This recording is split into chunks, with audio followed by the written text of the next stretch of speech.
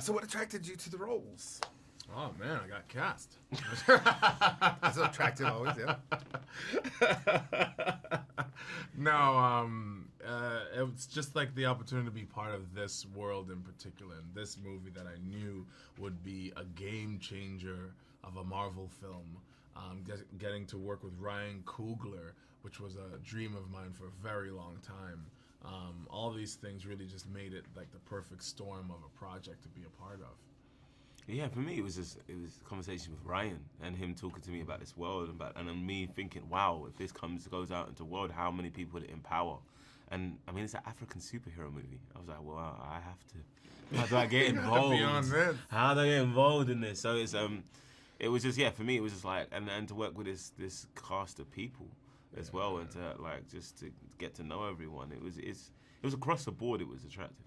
And like it would be an honor to have the opportunity to work with any of these people individually, not to be part of a cast with Forrest Whitaker, Angela Bassett, Daniel Kaluuya, Martin Freeman. Come on, Andy Serkis.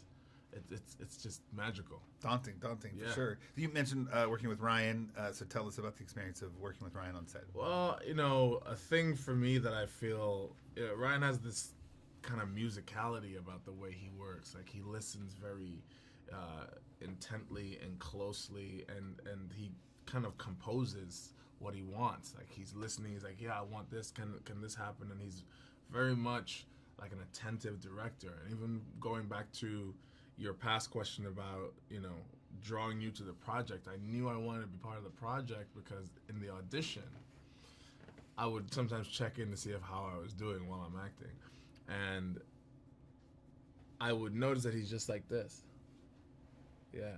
And then he'd come to me like, that was cool. Can you do it more like this? So he was listening to me very closely. I think with me, it was like he could just read people and read other actors and kind of like navigating and then just unlock things in you that you didn't even know, you didn't think of in that way, just from a conversation being had on the set. And it feels it's a casual conversation, but he goes, oh no, and then you go, oh. And his touchstones are like no other, that are just the fabric of our world. And tell me about the practical sets that you got to play around with in Atlanta and how that influenced your performance and affected.